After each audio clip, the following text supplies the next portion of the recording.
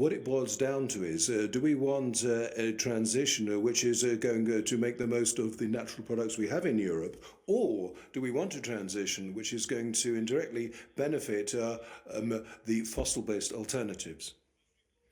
I'm convinced that we have to have a sustainable agriculture. We have to support and safeguard that. We do that by promoting a bioeconomy, and we have to have a consistency between those environmental ambitions, those economic, those trade and territorial ambitions. All has to fit together. Before starting this discussion, could I suggest we look at this 6-minute video? This is a very good introduction to this. Unfortunately, it's not going to be possible to interpret. The sound is not great, but we won't be able to interpret.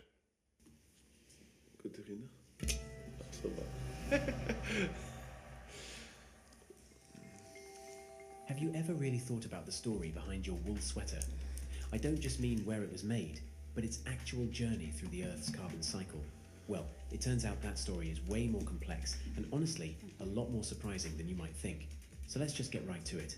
Is that cozy wool sweater of yours a problem for the climate? If you look at a lot of environmental rating systems, the answer they'd give you is a big, fat yes. You'll often see wool ranked as even worse for the planet than synthetics like polyester. But is that really the whole story? To figure this out, we first need to understand why wool has gotten such a bad rap. I mean, where does this reputation even come from? For years, the science on this seemed pretty straightforward. Study after study concluded that wool has a really high carbon footprint, and the main villain in this story, methane, specifically the methane that sheep release when they burp. Now, all those studies use a standard tool called a life cycle assessment, or an LCA. Think of it like this. It's basically an environmental accounting system. It adds up all the impacts of a product from the very beginning, the cradle, all the way to when you throw it out, the grave. And this is the method everyone uses. It's the global gold standard. But here's where the plot thickens. What if that standard, gold standard accounting method has been accidentally leaving out a massive piece of the puzzle? A piece that, could change the entire equation. You see, the real issue here is that these assessments were basically built for factories, not for farms. They're fantastic at tracking emissions coming out of a smokestack, but they totally miss the fact that the carbon in something like wool isn't new carbon. It's part of a living, breathing, natural cycle. And this leads us to what is honestly the most important idea in this whole explainer. Not all carbon is created equal. There are two fundamentally different kinds, and telling them apart, well, it changes everything. On one side, you've got biogenic carbon. This is the carbon that's already in the air, in the plants, in the animals. It's part of a fast, natural cycle. Think of it like a revolving door. On the other side, you have fossil carbon. This is ancient carbon that's been locked underground for millions of years. When we burn fossil fuels, we're adding new carbon to the atmosphere that wasn't there before. And that's what throws the system out of balance. Biogenic carbon just moves around. Fossil carbon adds to the pile. Okay, so check this out. This diagram shows you the biogenic cycle in action. Carbon dioxide gets pulled out of the air by grass. A sheep comes along and eats that grass. That carbon then just flows through the sheep and goes right back into the ecosystem through breathing, manure, and yes, even those famous methane burps. See? It's a closed, continuous loop. And here's the really important part. The official science is finally catching up. There's a new international standard, ISO 14067, that now specifically says you have to account for this biogenic carbon cycle. So this isn't some fringe idea, you guys. This is the new, globally accepted, and frankly, much more accurate way to do things. So okay, if we use this new, better way of thinking, where does all the carbon that a sheep eats actually go? Let's follow the carbon. Alright, so this chart might look a little complicated, but it's super cool. It's from a landmark Australian study, and it shows us exactly where every bit of carbon goes. It's called a Sankey diagram, and basically, the thicker the line, the more carbon is flowing there. We can follow it all the way from the grass the sheep eat on the left to all the different places it ends up on the right. And what they found is, well, it's pretty stunning. Look where most of the carbon goes. The biggest chunk, by far, isn't emissions. It's manure. Over 54% of the carbon. And those methane emissions we're always hearing about? Just 5.2% of the total carbon the sheep cook in. That's it. The real takeaway here is that most of the carbon is simply returned to the soil. Okay, so this is where it all comes together. This is the big reveal. What happens when you recalculate wool's carbon footprint, but this time you actually include the entire biogenic cycle? Now, before they dropped the big bombshell, the researchers did something really smart. They ran their new model the old way, only counting the emissions. And what they find? Their result was almost identical to the average from all those previous studies. So that proves their math is solid. They're starting from the exact same place as everyone else. But now, just watch what happens when they factor in the biogenic cycle. The moment you start counting the carbon that goes back into the soil from manure, the footprint doesn't just get smaller, it completely collapses. And you can see right here, the final number is all about how much of that carbon-rich manure actually stays in the soil. And this is the part that is just absolutely mind-blowing. If farmers use good land management practices that keep that carbon in the soil, wool production can literally flip from being a carbon source to a net carbon sink. It can actually help pull more carbon out of the atmosphere than it puts in. Let's put a number on that. The study found that with good land management, meaning about 2/3 of the manure's carbon stays in the soil, the net carbon footprint dropped by 102%. It didn't just go down to zero, it went past zero. It became carbon negative. This is a massive finding. And listen, this isn't just about wool. This changes the game for all natural fibers. It's a whole new way of looking at things. And in fact, a different recent study on cotton found the exact same thing. Just look at this quote. Once they included biogenic carbon, they saw a potential reduction of up to 105% of the emissions for cotton. So we're seeing the same pattern. This is a huge deal for the entire natural materials industry. So what's the bottom line here? What should you remember? First, biogenic carbon cycles, but fossil carbon piles up. Second, where your emissions come from matters just as much as how much there is. Third, good farming can actually be a powerful climate solution, turning a carbon source into a sink. And finally, this completely changes how we should be comparing natural materials to synthetics. So that leaves us with one final, really big question to chew on. If we actually start accounting for the entire living cycle of natural products instead of just one tiny piece of it, what does sustainable really even mean? The answer might be a whole lot different than what we've been told.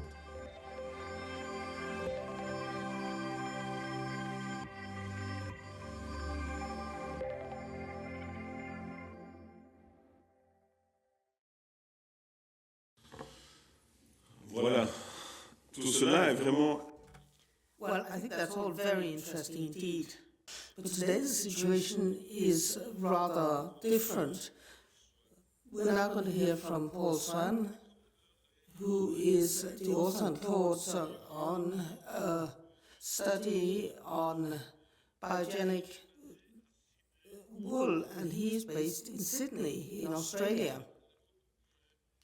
So today we'll be hearing from somebody who's in the far corners of the world and who give us some idea of how successful we've been in finding somebody who is really at the forefront of research. Thank you for being with us despite the time difference. You have 10 minutes. Thank you very much. And I hope you could hear the interpretation all right. thank you very much to participate in our meeting today. Thank you. Good evening, everyone. It's a great privilege to be able to speak to the Sustainable Livestock Intergroup meeting. My name is Dr. Paul Swan. I'm speaking to you from Sydney in Australia. I also have the great privilege to represent the International Wool Textile Organisation and their key funding partners listed on the slide and their supporters. The subject of my presentation today is measuring the impact of wool production. You have already seen some of the results, so we'll move into the main thrust of this. Next slide, please. The question I'm going to ask all of us to consider is, does livestock agriculture provide ecological services, or does it only generate damage to the environment?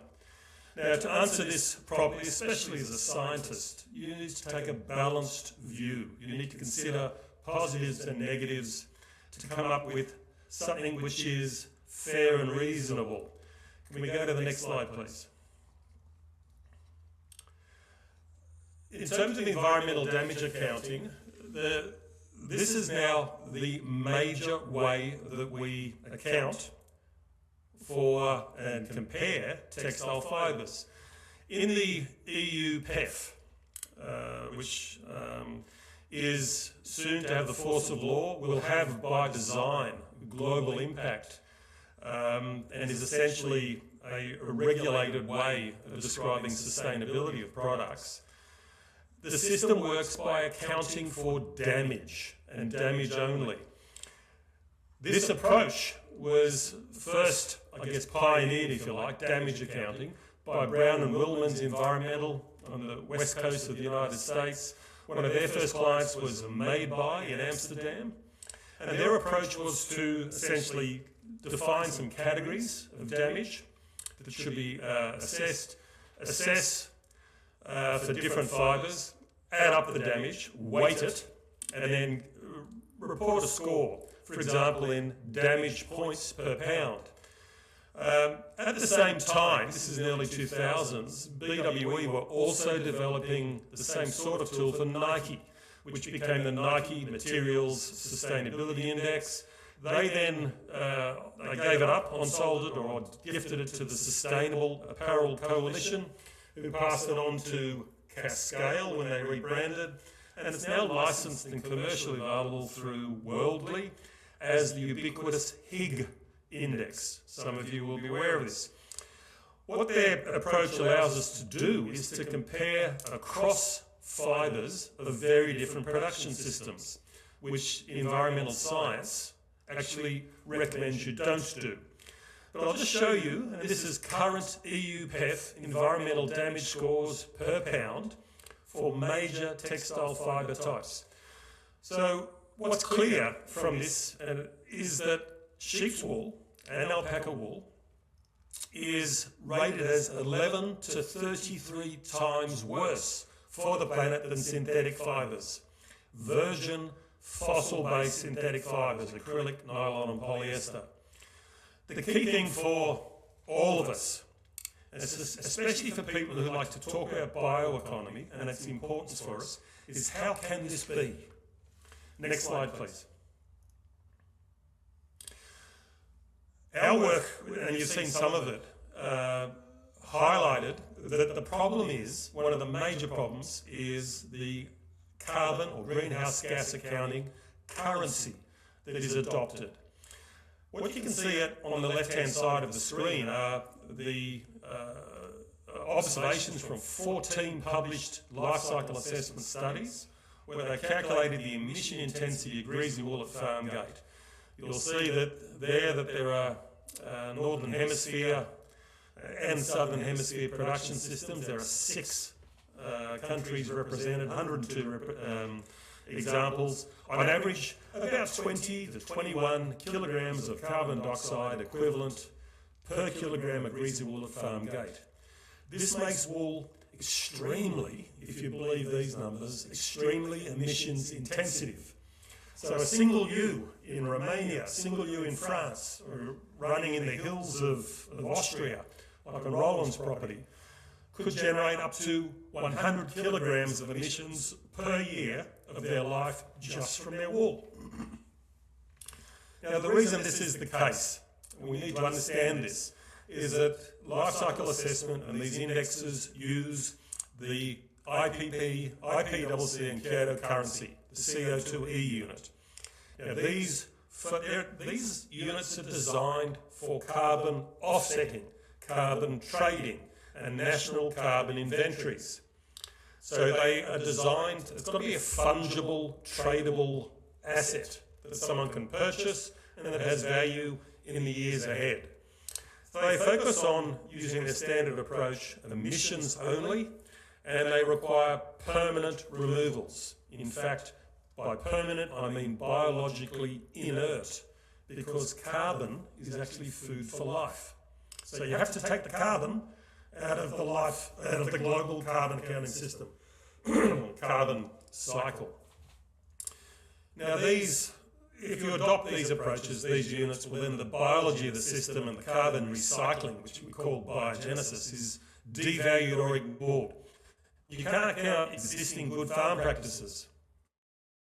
You because you can't take part in projects or offset emissions if it's business as usual. You have to do something different. Next slide, please. So, in the carbon cycle, which we showed earlier, you know it's complex and it is built on recycling. Nature builds biogenic products and bioproducts are based on recycled carbon, carbon drawn down from the atmosphere. In the conventional accounting, you are not allowed to count things like the carbon in urine, the carbon in manure, the carbon in respiration, the carbon in mortalities that are buried or retained on the farm, because they are assumed to be volatilized, or if you like, incinerated, almost instantaneously.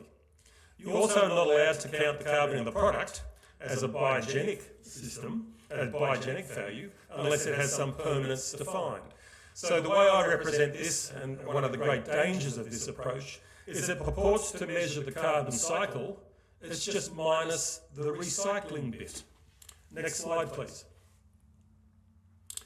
So life cycle assessment and the product environmental footprint platform have a paradigm problem. They apply an decades old accounting thought process.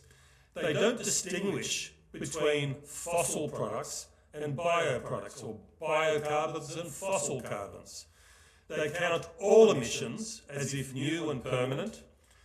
They only count a removal if it's biologically inert. Now, the reference standards that some of you may be aware of are things like ISO 14040, ISO 14044. In those two standards, the words fossil or biogenic do not actually occur. Those words are not included in those old standards.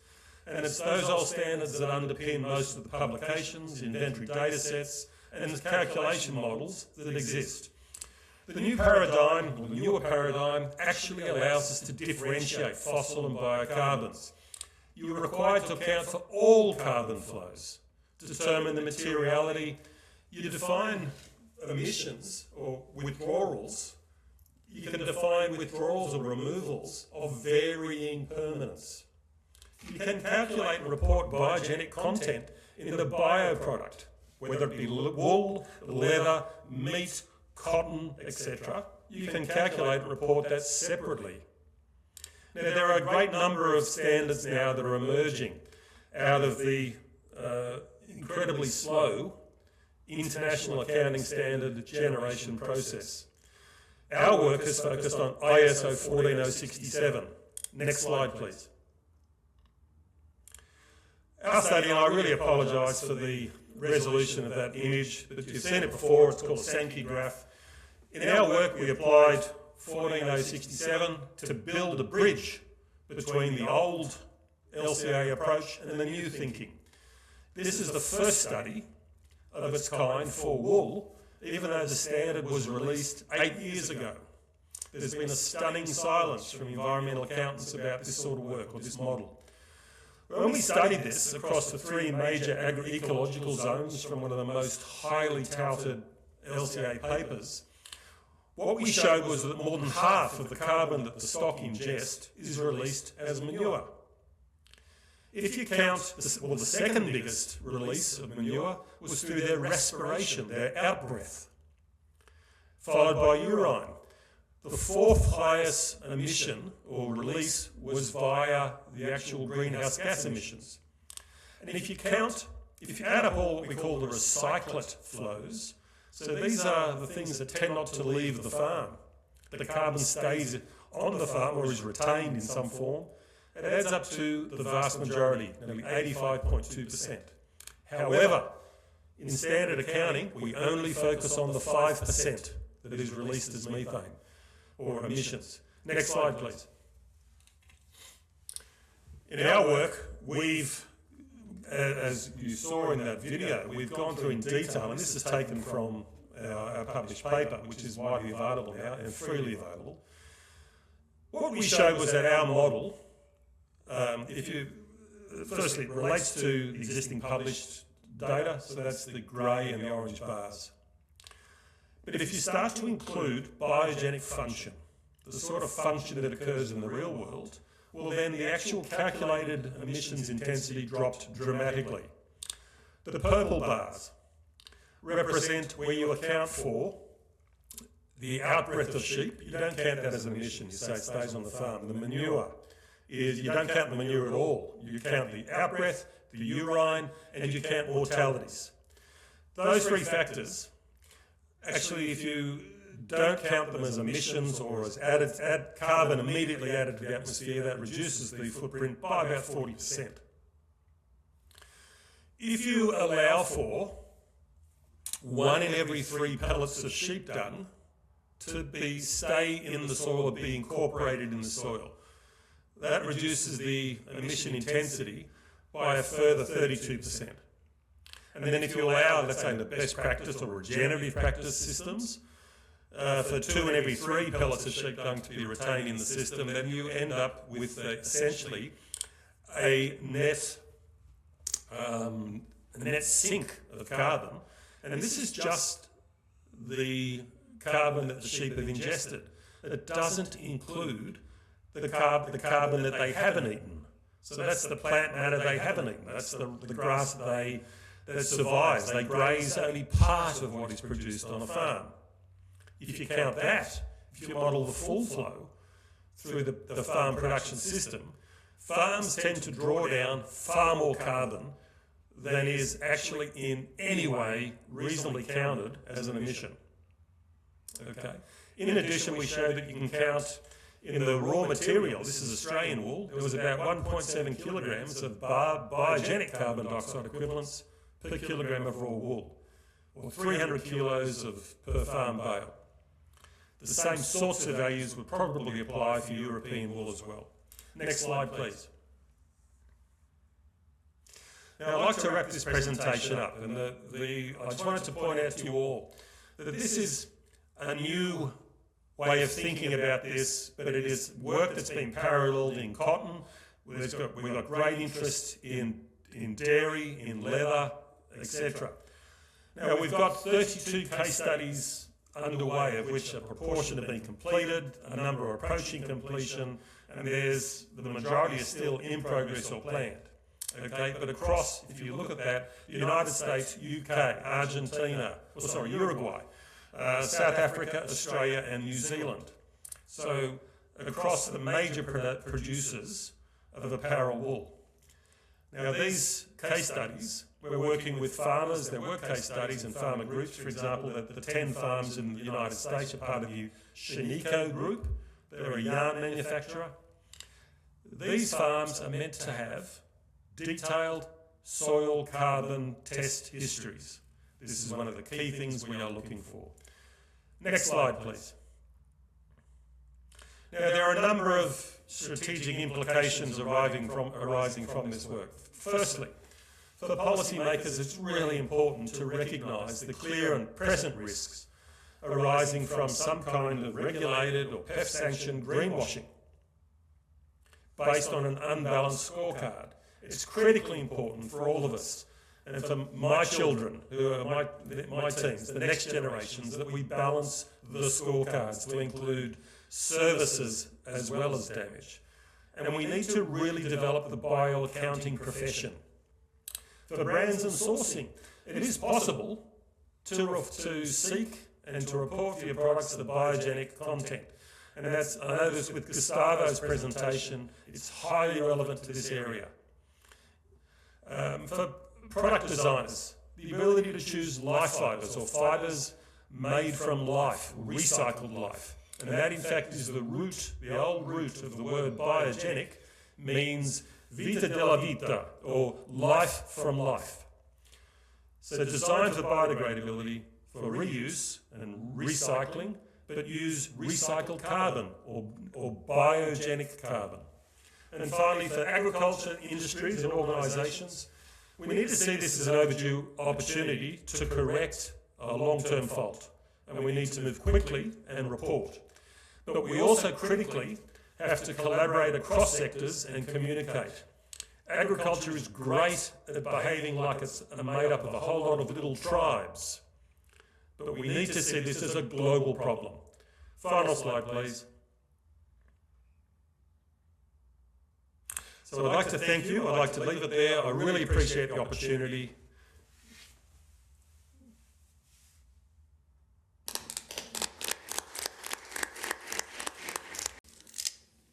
Thank you very much, Dr. Swan. It was very clear. I was very impressed with your presentation. Je vais maintenant saluer. I will now turn to my colleagues who are in the room. I see that more and more people are coming into the room. Christian Singers here from the news, Linda Mao, Daniel Buda, Fabrice as well, a number of other colleagues, Alexander Manuba. Let me now at this stage give the floor to Roland Taverner, who is an Austrian sheep farmer and who's going to talk about using food additives in order to limit the nitrogen and phosphorus emissions. You have 10 minutes. Thank you so much. Thank you for the invitation. I'm really happy to be here. Just a small correction, I'm talking about wool and not about the additives, because I think that from the last meeting there was a mistake in the organization, but we are still on the topic wool, and I'm going to talk about this. Thank you very much. I'm also here on behalf of Grupa Košeka, and I'm coming from Austria, from a dairy cow and sheep farm, and I'm also the representative of the Austrian Sheep and Goat Association. And I'm really happy to report about wool from the farmer perspective, because it's also really important to go with the farmers, that we can improve the wool production and to make it better. And for me, for the beginning, when I started go into this topic more and more, one old farmer told me in the past we hold our sheep for wool production. For what we're doing it now, it's just for milk and sheep, for milk and meat, and the wool is a byproduct. Also in real life, but also on the paper, and that's one of our biggest challenges. Next slide, please. Why wool matters? Because my speakers before mentioned it already, and I can fully agree. It's a natural, renewable, and biodegradable material, so it's perfectly used for a strong potential in circular applications. So we can use it in the bio-circle on the farms. Useful also for industry, agriculture, and bio-based materials, but currently really underused across the European Union because we are not focusing that much, because we are facing with a lot of challenges. And wool sharing, and that's the most important part, is essential to the health of the sheep, because the sheep farmers have to share the sheep. In Austria, we have to share them twice a year. They cannot stop it because there's no market for wool. So we need to share them. We have the product on the farm. Next slide, please. What is the current market situation? Decline of wool processing and capacity in the European Union. It doesn't mean that we don't have the processors anymore. We still have them in Europe, in the European Union. We just have to support them. We have to bring them the wool. We have to make the wool more in the focus again. But that means we are heavy dependence on export for processing. That's what's happening right now. We are sending a lot of wool all over the world to China to process it there, and then we get back the cheap product to the European Union and we sell it here. And we also have low prices, often do not cover the sharing costs. I will have a figure later on where we can see a draft how much it really is, how much are the costs for sharing. Enclosure of some export markets worsened the situation, of course, and the accumulation of raw wool stocks on farm is also a really problem. And it's also mentioned again, and that's also one thing, the synthetic fibers are the wool's biggest competitor. The last decades we were focusing on synthetic fibers. They are everywhere. They are everywhere on us in this room, and we cannot put them away. I'm sure about that, but we can bring the wool back for its former use, I would say it, and we just don't have to use synthetic fibers for everything. But now let's have a look at sheep farming in Austria. Next slide, please. Of course, Austria is not the biggest sheep or the production country when it belongs to sheep and goat, but we are facing with the same challenges what is facing all the other countries. And in the first picture you see the sheep on the pasture. So in Austria, most of the sheep, or we are focusing on pasture and alpine grazing regions. So we are on the extensive production system. And of course, the first hand is the meat production, and then the dairy production, and then the landscape. To have the landscape open, especially in the tourist region in Austria, when we talk about skiing in winter or hiking in summer, we need the open area that the tourists are coming to us, and sheep are doing the best to keep them clean. But when it comes to wool, of course we have to share them. I mentioned it already. In Austria we have officially about 24 registered breeds, and most of them has to be shorn twice a year, so in the spring and in the fall, because of the vegetation period when they're out of the pasture. So we have 2 times sharing.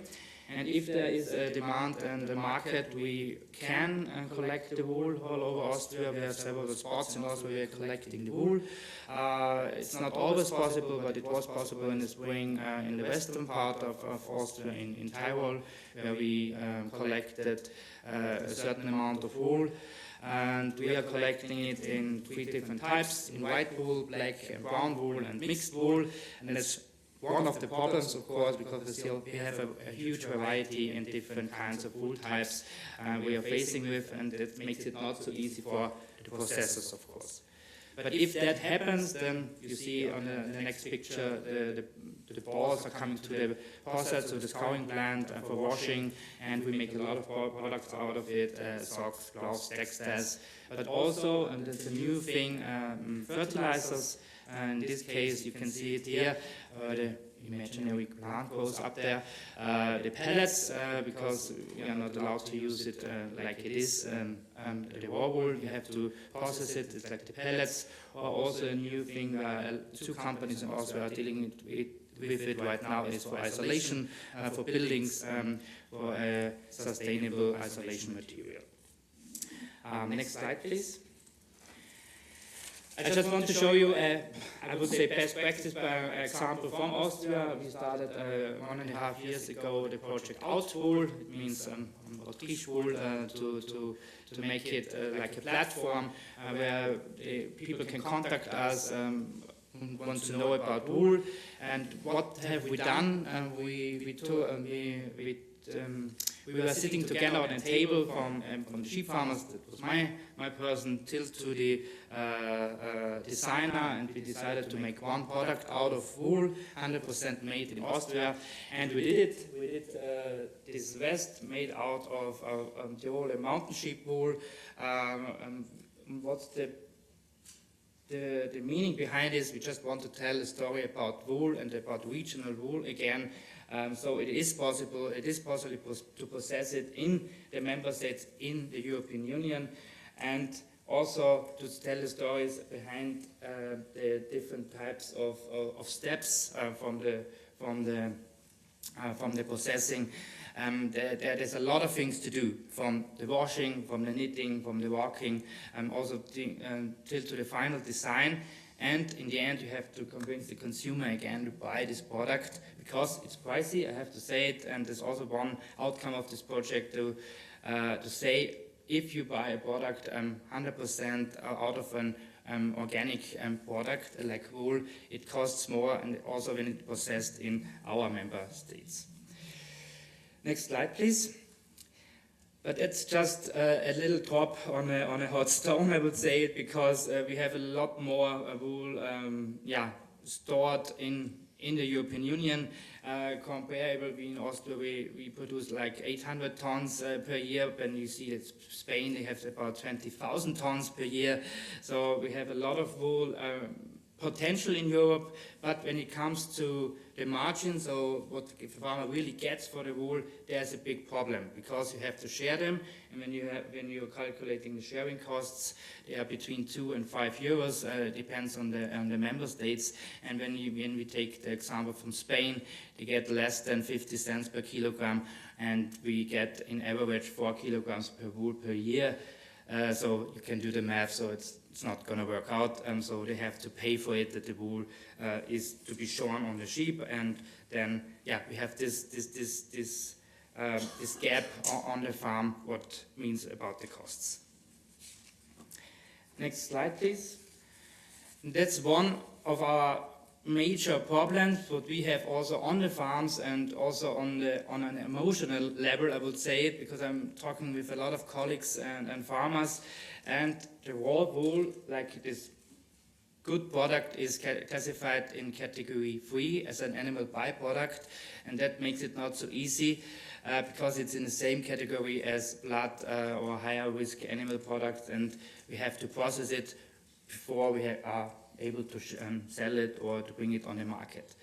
And that's, for me, I just want to give you an example. When we can sell a sheep to another farmer, the sheep is also wearing the wool, and it's not a problem that we can sell the sheep to another farmer, but I cannot sell a raw wool to another farmer or a company or a gardener, that they are using the wool as a fertilizer, and that's one of our biggest challenges.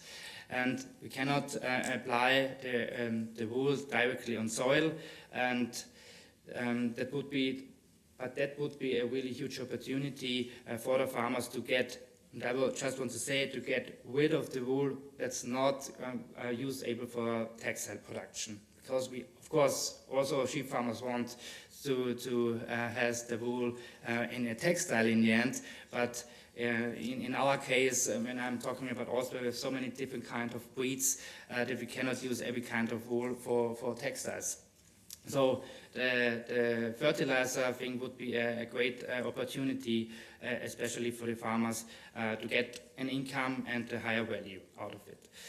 So in the end, wool becomes then a waste under the Waste Framework Directive, and that makes it out on the farms on an emotional level, because when you are talking with farmers, especially with sheep farmers, they want to get into the sector, and they hear, oh, when I'm starting with sheep farming, I'm producing a waste product, maybe I will rethink it, I will think about it. So we have to change the mindset here. Next slide, please. What is the impact on the farmers, on the farms? You have also additional costs for storage, treatment, and disposal. We have really to look at it. You see the amount of wool. Also, when you have small-scale farmers, there's a huge mountain of wool that's there every year from every sheep, so you need the storage place, and also a loss of circular farming opportunities, and also wool-based solutions. They are really innovative, and you can do a lot of things about it. And in the end, and I said it already, there is a responsibility for farmers, because the farmers need to share the sheep for animal welfare, and you have to do it at least once a year. Next slide, please. When it comes to policy recommendations, what do we need on a farmer's perspective when we look at the market and the industry is, of course, the prioritization and valorization of textile and industrial use. So we have to support the development of the processors in the European Union, and the capacity, of course, that they can produce and process our wool. And it would be amazing, and I'm also part of the EU CAP network, where we are also proposing like a promotion of the European wool. We have to tell the story again behind the wool. It would be amazing if we could have like a campaign of European wool to say, well, what an amazing product it is. On the regulatory adjustment side, I already mentioned it, it would be a huge step forward if we reclassify wool in the regulation 1069/2009 to lower the sanitary risk. Of course, when we are talking about wool from healthy sheep, to create a new lower risk category to relax the requirements. And in the end, increase harmonized flexibility in the rules, because all the member states have to have, I would say, the same solution or basis, because the borders are here and we cannot talk. When we are allowed to do it in Austria, it doesn't make sense that Germany is not allowed to do it, or they are not doing it. So we need here a common sense through all the member states. And in the end, of course, it needs research, innovation, and circular bioeconomy. Also to promote the research about wool. There's a lot of things going on already right now about wool. We have to show them the results. Paul also mentioned a lot of things, so thank you for that. And we have to show how huge potential wool from European sheep has on the market. And in the end, of course, recognize wool as a renewable agriculture resource and not as a waste. And next slide, please. I'm already coming to my conclusion.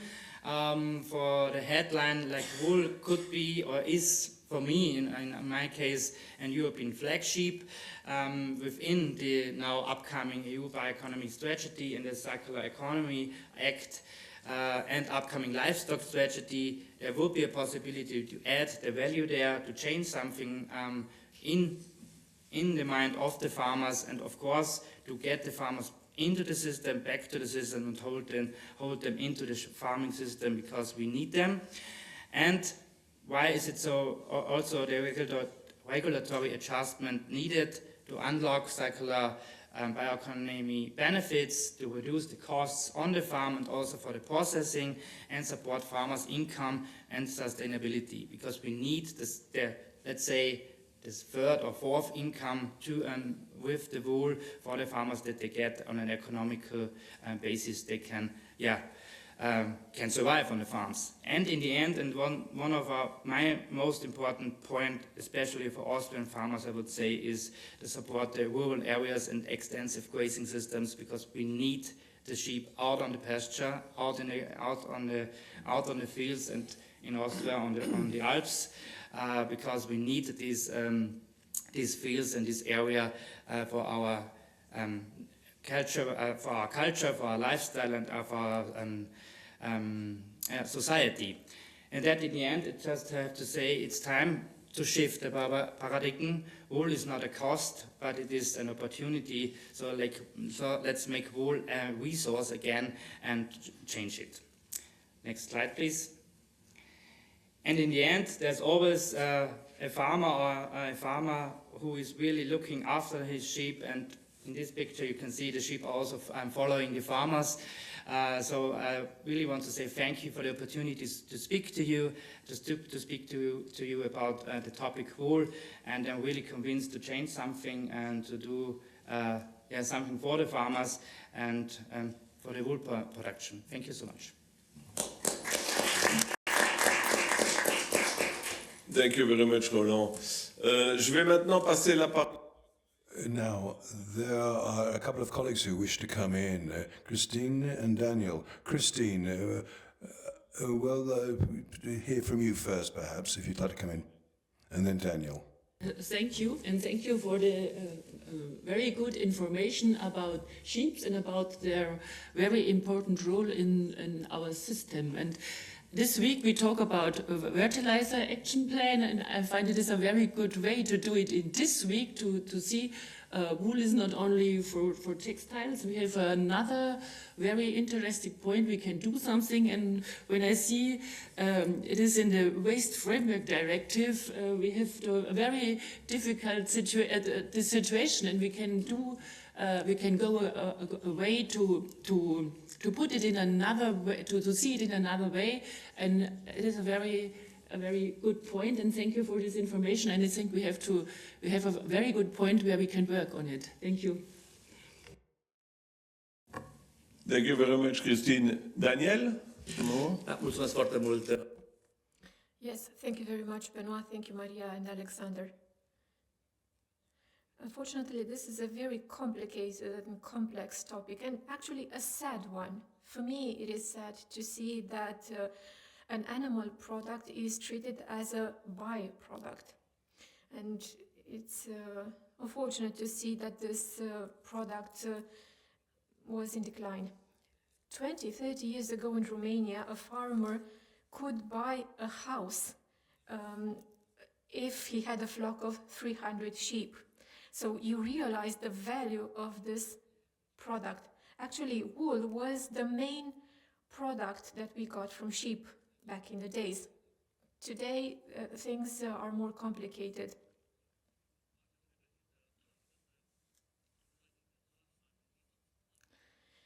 You know, in South Africa, 7 years ago, we had an interesting experience. Maybe Benoit should consider the South African example, because they have an exchange for selling wool.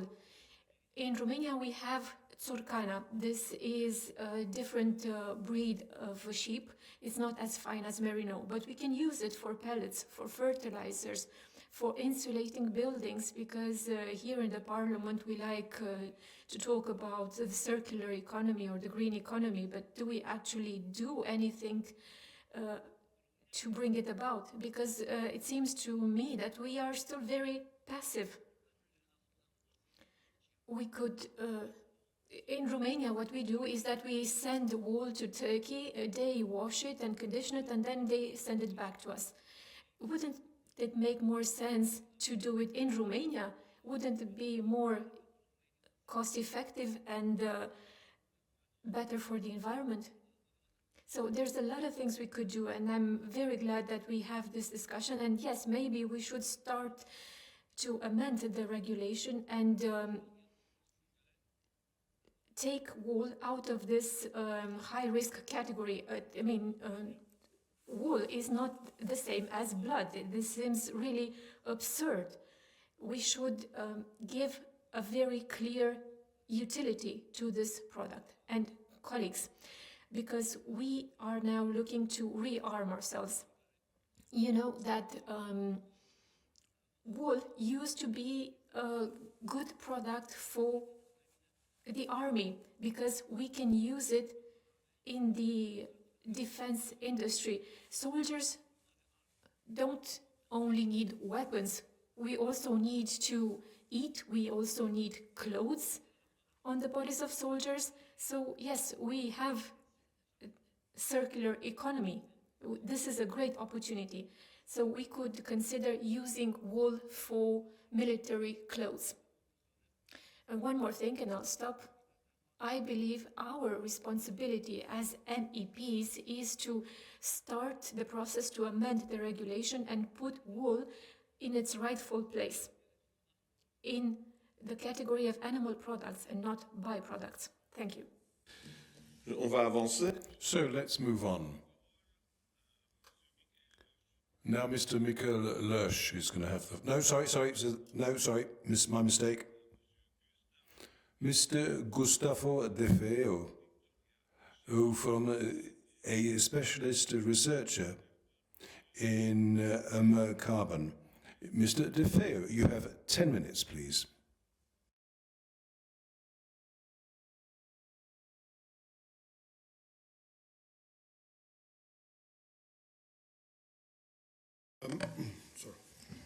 Yes, hello, and well, thank you very much for allowing me to speak about this matter in this place. And well, I'm going to speak about leather as bio-based material. Please, the next slide.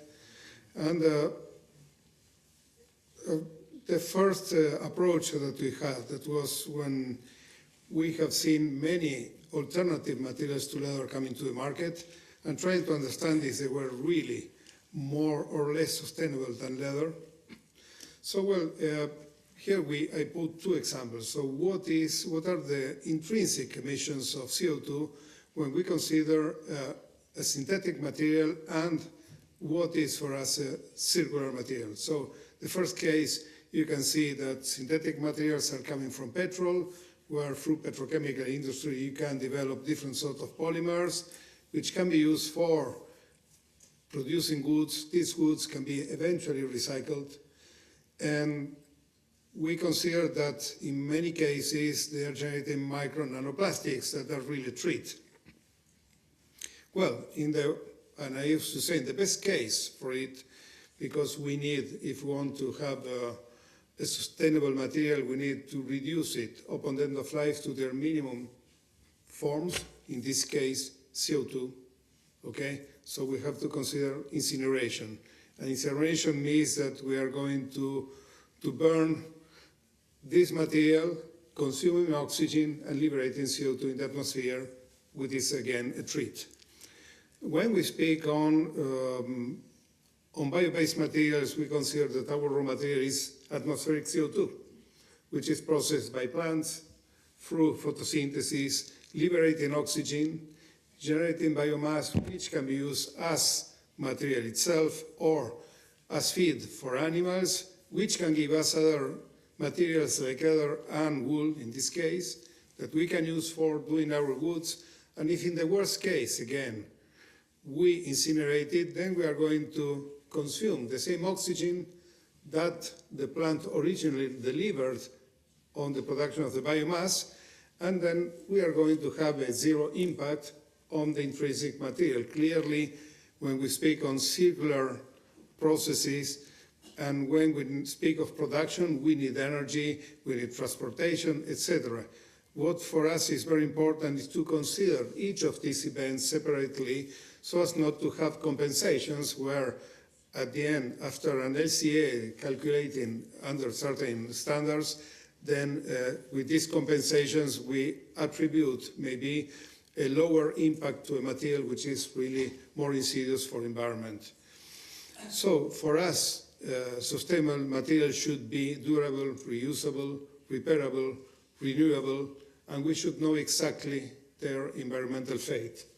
This is the next slide.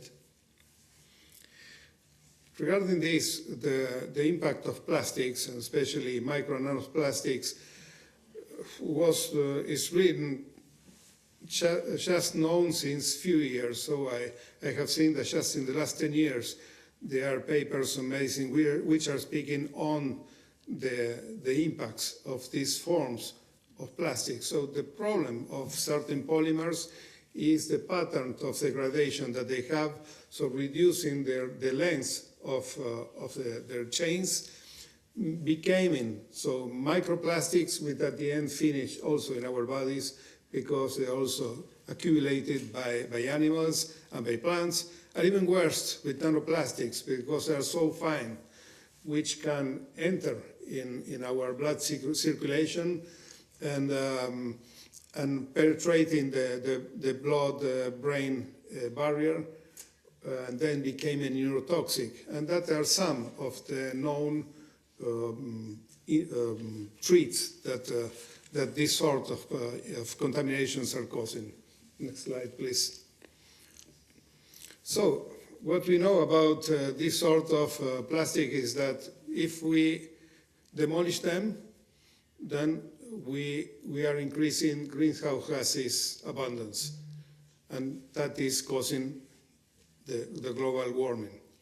If we recycle plastics or we use them in landfills, then we are releasing persistent microplastics and nanoplastics. And what we have found, especially after some studies that some colleagues are doing, is that certain bioplastics may release micro and nanoplastics exactly like fossil-based plastics. So again, we should not say that a biomaterial it is perfect. We should know exactly what will be the environmental fate that they may cause. Next slide, please. So for me, the clue to understand, first of all, the content on biomass of bio-based carbon was the analysis of C14, but also clearly for us it's very important to understand this environmental fate, so potential generation of micro and nanoplastics through the end of life of the materials. Next slide. And why C14? Well, C14, I will make just a short explanation. It is what we call a cosmogenic carbon, It is generated in the upper atmosphere by bombardment of cosmic radiation on nitrogen, which is about 75% of our atmosphere. Then C14 is created, combined with oxygen, it will become CO2-14, which is transferred to biomass through the plants that are absorbing it from the atmosphere, and then transferring it to animals, which means that all of us, every living being, contains about 1 part per trillion of C14. So if I have the possibility to measure this C14, I understand how much of this material it is renewable, it is new. Why this? Because C14 has been a radioactive carbon, has a certain decay with a media life of 5,700 years, more or less, when it will return to nitrogen-14. For this reason, it is used in carbon dating. So we know that any finding which has about 1/4 of the current abundance of C14 will have about 11,000 years. After 60,000 years, we cannot measure it. And if we consider that fossil carbon, it is underneath the earth after millions of years, then there are no traces of C14. For that reason, the proportions of C14 will give us the proportion of renewable carbon on the material. Next slide. For our research, I work with Professor Bartalini from the LENS, that is European Laboratory for Nonlinear Spectroscopy, that is in Florence. And this group of professors are working on a cheap way of analyzing C14. So when I was the owner of my own laboratory, for me it was not possible to purchase an accelerator mass spectrometer, which cost several millions of euros. So I had to find a cheap alternative, and for that reason I work with this team who were really applying this technology for carbon dating. And the results were very interesting. We have developed a method. Next slide, please. And currently in CENTIC 411, where I'm working as Italian representative, we have used this method for our standard, our European standard is CENTIS 16640, which is the standard, the official standard for bio-based products determination through the radiocarbon. So we are working now in the update of a second standard. There is also the ones considering the determination of bio-based content as a complete biomass, considering all the biogenic elements. Next slide. So to test our system, we wanted to show what is happening in the market, and we are really concerned on materials that are in a greenwashing way presented like vegan, apple skin, for example, as a leather alternative that is coming from, in this case, from apples, peels and cores, or cactus leathers, and etc. Some other materials called plant-based. And this is what we get, that material that was called vegan, when we tested, was 100% petrol derivative, okay? A material that was said, well, was made from cactus, and for that reason contained a lot of natural materials, where the natural materials were just 26%, where the rest, 74% was PU, petrol-based PU. Unlike that, we had many cases, a plant-based material that contained 28% just plant derivatives, and the rest are polymers. And, well, the cases that are normally not promoted as highly sustainable, like a traditional vegetable tan leather produced in this case in Italy, following the ancient methods of leather tanning. That's called vaqueta, it's called toiano in this case. Well, we found in this case that we had 96% biomass content and just 4% fossil carbon. So next slide. So for us, C14, it is the way to treat anti-greenwashing, especially because in many cases what is presented as highly sustainable is not containing the minimum quantities of biomass to say that they are really circular. Thank you very much. Merci. Merci. Thank you very much for that very interesting presentation. Now, finally, and to conclude, I'll turn to Mr. Michael Lersch, who is a coordinator for bioeconomy at the DG responsible for agriculture and rural development at the Commission. Mr. Lersch, thank you for being with us and thank you for dialing in from Brussels, and we look forward to hearing from you. Now, could I ask you to stick to the 10-minute time rule because we have a hard stop at 11:30. Thank you very much for being with us today. Thank you, Chair. I hope you can hear me well. Yes. So my name is Michael Losch. I'm working here in DG Agriculture and Rural Development.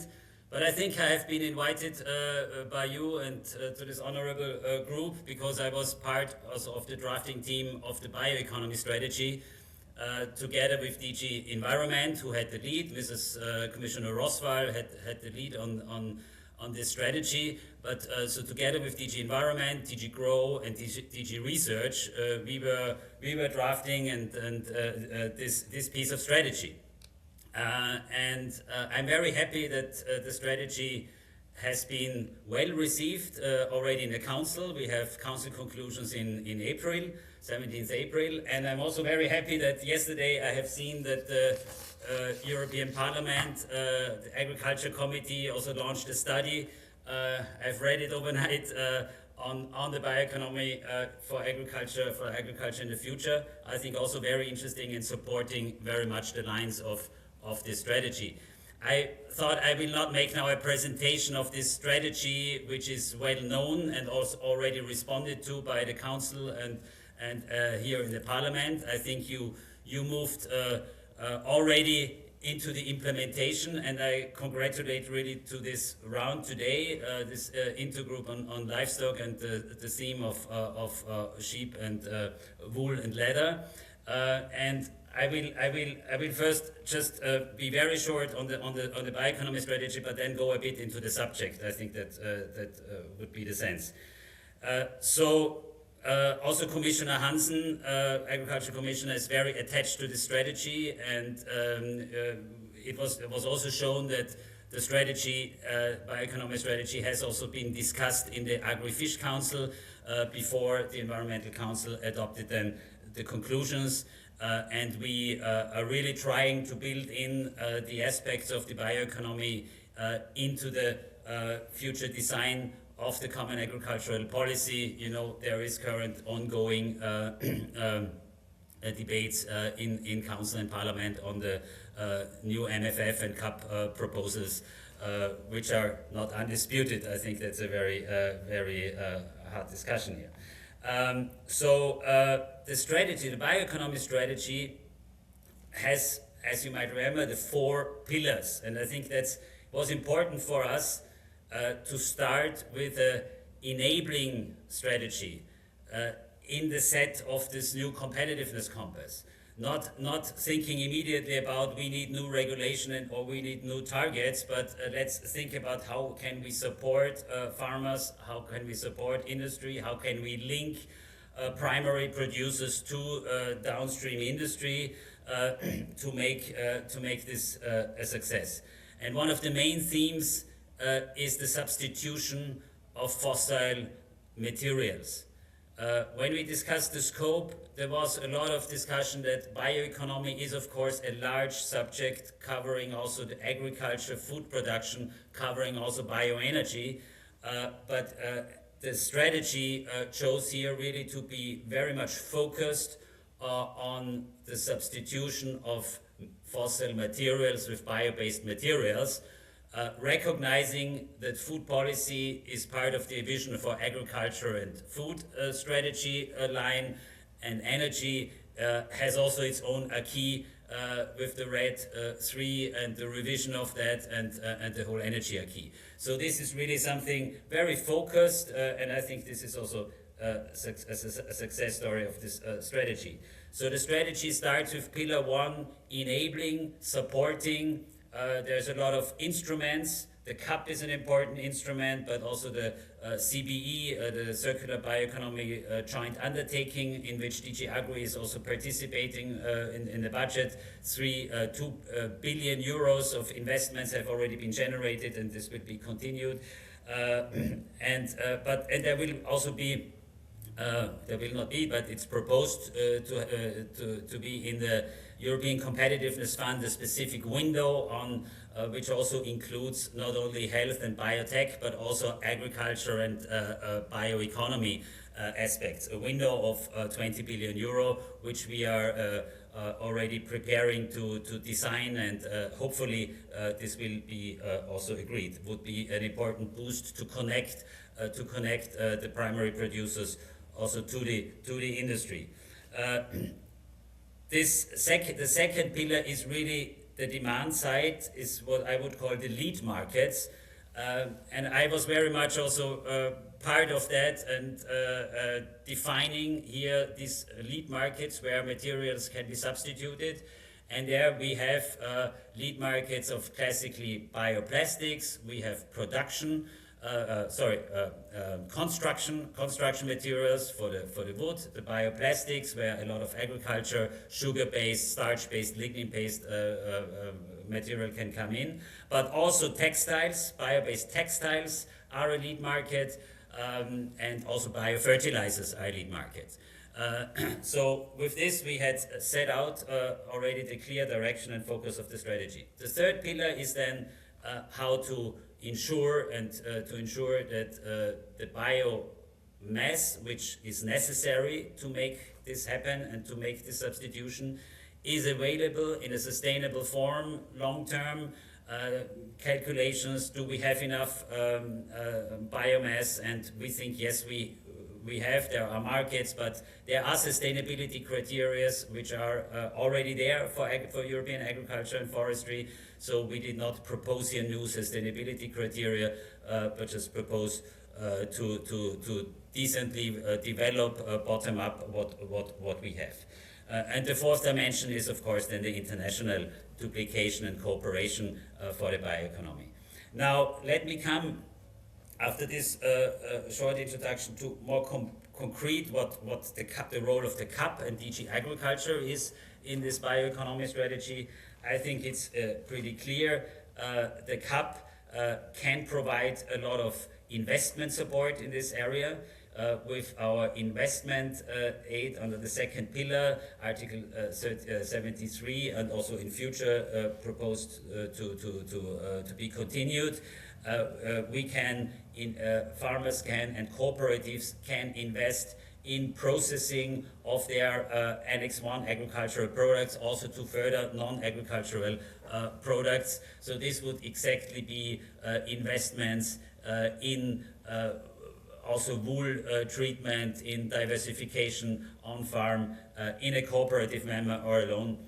So this is, I would say, is the key part. But then there is also the EIP Agri and CAP network. So we also propose a lot of innovation and research exchange and networking. And one of the concrete measures and instruments of this bioeconomy strategy it was started immediately after the adoption of the strategy in November last year, the foundation of a new ERP Agri CAP network focus group on revitalizing the European wool value chain. And I'm very happy, and I'm sad that I'm not with you in Strasbourg. The train would have arrived a bit too late, and yesterday I couldn't travel. So I would have liked to meet up with Roland Taverna, who was speaking here before. I know that he's one of the 20 experts that we have invited, selected out of more than 100 applicants who were invited into this CAP network on thinking about and elaborating a plan and a strategy to revitalize the European wool value chain. With this, I see that a lot has already come out, and we are committed and very interested into receiving then the results.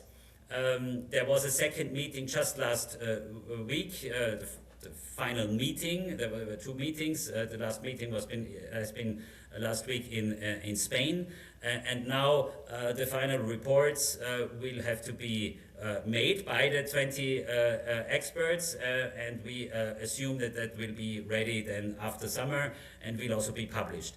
And what is also more important, that this networking, this CAP network group we can lead and should lead to a lot of bottom-up initiatives, so-called operational groups. And there is, just to mention, under the current CAP framework, 1.6 billion euro is available for this kind of operational groups under the ERP CAP network. So there, and the average support is about 450,000 euro from that program. So if concrete farmers, cooperatives, decide to form such an operational group as a follow-on to fulfill this strategy to reinvigorate, revitalize the wool value chain, and want to invest into an innovative way forward, tangible investments in processing facilities and so on, then money is there and application methods are there. This is to say this. So let me also move a bit to the content of what we hear is already hammered out and what we partially used already in the strategy in relation to wool.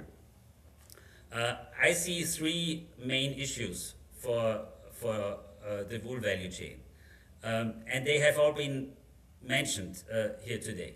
But I think the first and most important is the lack of offtake in the supply, is the lack of processing, of washing, and I have to reveal a certain, hopefully not conflict of interest. I'm a small sheep farmer myself in Austria, so now as I'm working here in Brussels, I have only about 10 sheep. I had about 30 sheep. So I know, and next week I have to go to Austria to do the sheep sharing. So I know very well how complicated it is, how the value of the sheep wool decreased over the last decades in Europe, how the footprint methods, how the facilities, in particular washing, processing, are lacking. So an investment in this area is absolutely necessary, and I think this has to come bottom up. This is not something which we can order from top down, but we can provide, of course, support via the CAP. So investment in the value chains is the first thing. The second issue, what we realize, is indeed the footprint, the product environmental footprint method. So this has been very well explained by the previous speakers, and you will see, or you have seen, hopefully, that in the bioeconomy strategy there are 2-3 very clear announcements for the Commission to further work on this. There's very concretely the announcement to review the product environmental footprint methods, and I can quote, this includes strengthening biogenic carbon accounting, adding indicators on biodiversity and microplastics, and refining circularity assessment methods. Adding indicators on biodiversity, microplastics, and assessing circularity methods. So this, I would say, is a response really to the first and second presentation, what we have heard. And I think this will be very valuable to use also, and it's very welcome. I will bring these presentations into the work. It's under the lead of DG Environment. I'm representing here DG Agri, but we're one commission. I will ensure that this data will be passed on. So this footprint calculation methods, and then also the concrete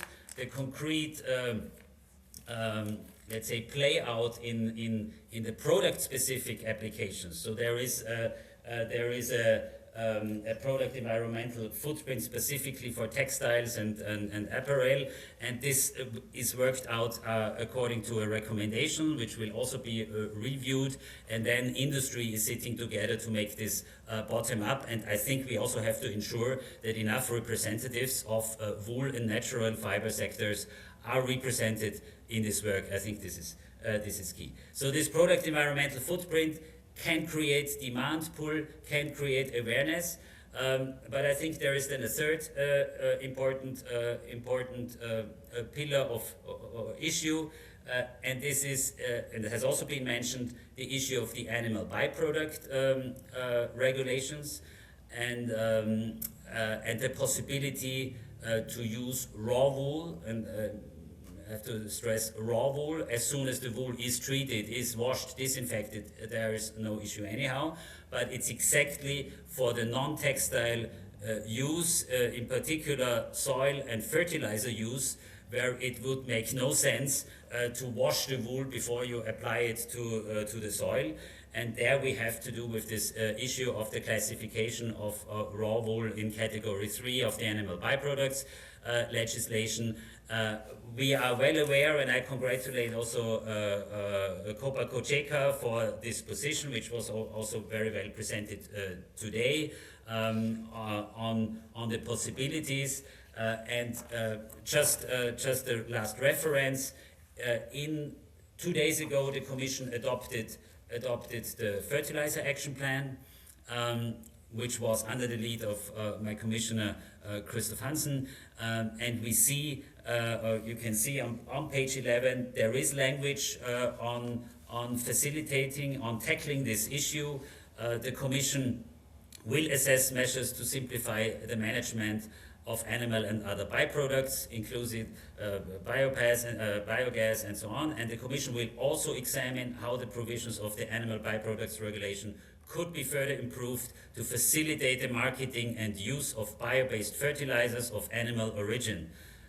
In this respect, it goes on to allow the use of a wider range of bio-based materials in fertilizing products. So there is again action announced by the Commission in the Fertilizer Action Plan, which is, I would say, it was in a footnote, but that's maybe internal in the end, but I think everyone can read it, that raw wool is meant to be in that paragraph. But I also have to say that it is not so easy. I remember we had earlier this year, we had a blue tongue outbreak, we have foot and mouth disease outbreaks, and we know how harsh the consequences for sheep farmers can be. There were concerns. I had to stop also on my farm, making signs, please do not enter. There are not human deadly viruses, but there is a lot of diseases, but there are surely, so we have to take this serious.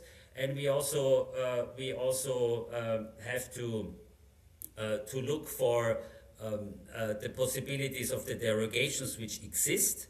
So I would also like to say that there is, under the current animal byproduct law, an implementing regulation from the Commission, which refers to the possibility of national regulators, national legislators, to make exceptions. And there are member states who do that. There are other member states who do not do that.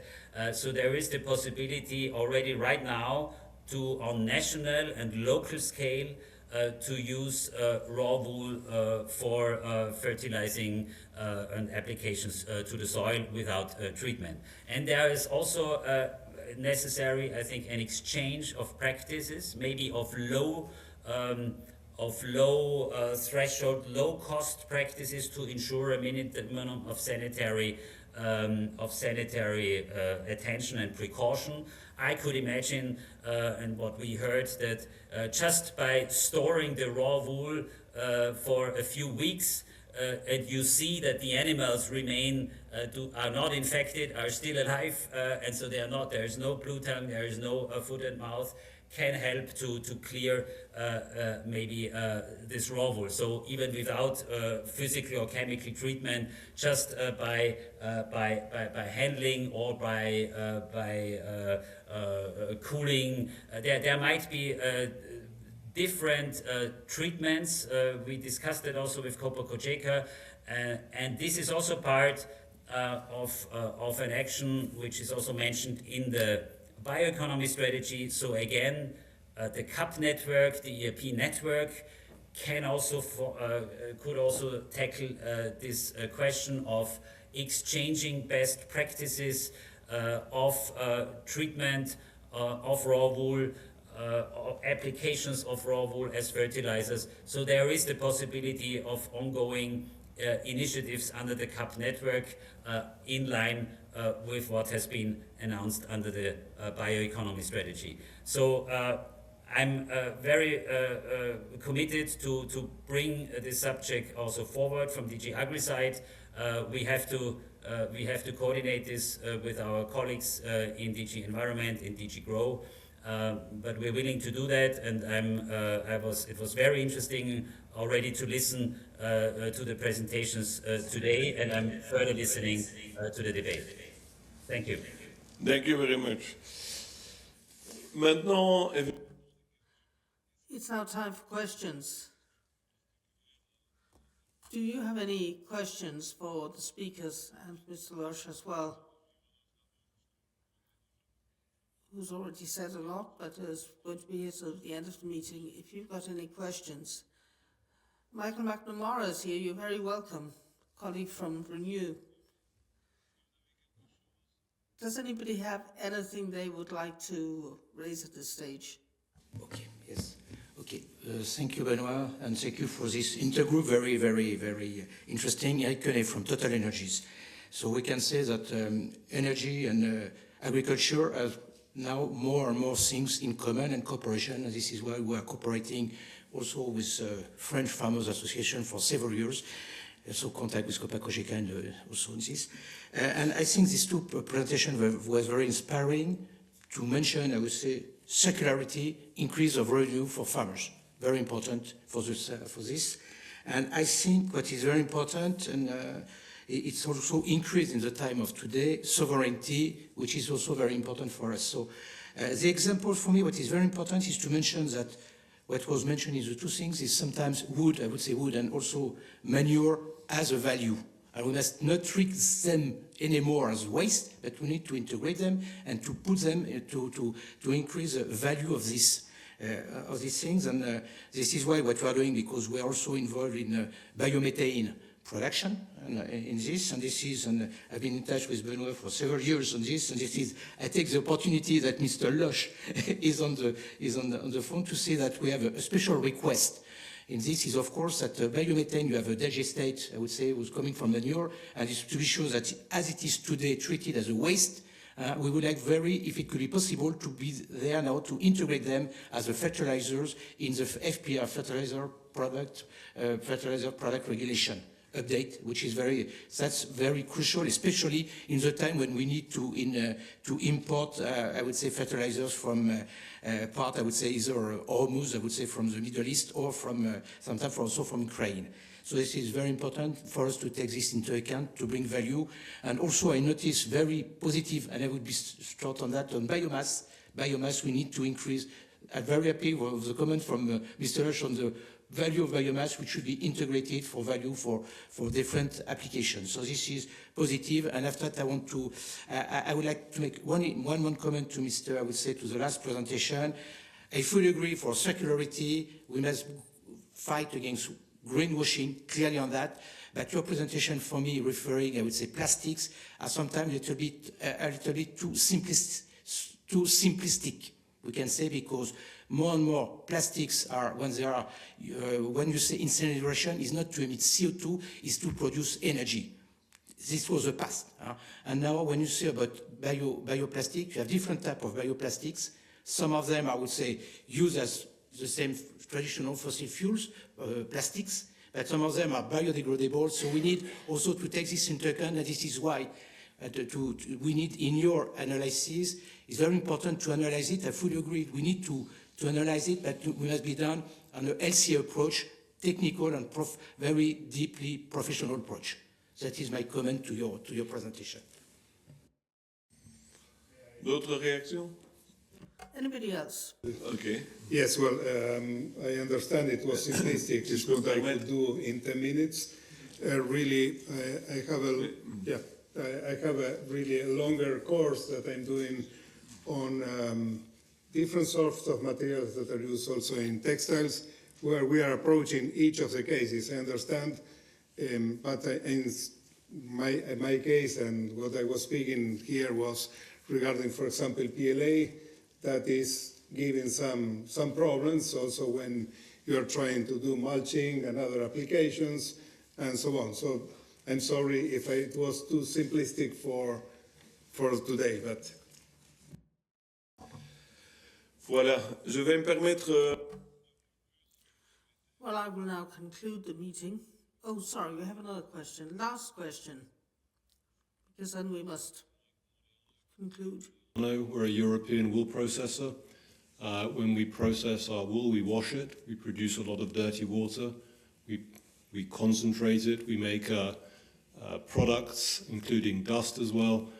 Would it be possible to make it easier for these byproducts from wool processing to be treated as a valuable product? For example, just a couple of weeks ago, I had a visit from a Japanese company who were interested. They use wool dust in Japan, and they would like us to import our dust from Europe all the way to Japan. Why can't we do it in Europe? So we really need to investigate these matters. Thank you. Merci. Je vous avoue que. Thank you. I have to say I'm surprised at that question. I wasn't familiar with that. We'll find out, and we'll try to go into more detail. So let me briefly conclude. First of all, looking at what's happened over the last weeks. This morning I was asked by journalists about fertilizers, and in fact the fertilizers are getting more and more expensive given the situation in Strait of Hormuz. And last week I had to speak in a debate on PFAS, which is everywhere, this issue of plastics and residues of microplastics. For years now, we've been talking about the presence of CO2 linked to fossil fuels and global warming. And I have a feeling that in this intergroup, we're dealing with all issues which have to do with animal husbandry. And we've talked today about the virtues of leather rather than plastic in shoes. So often, animal husbandry is part of the solution rather than the problem. And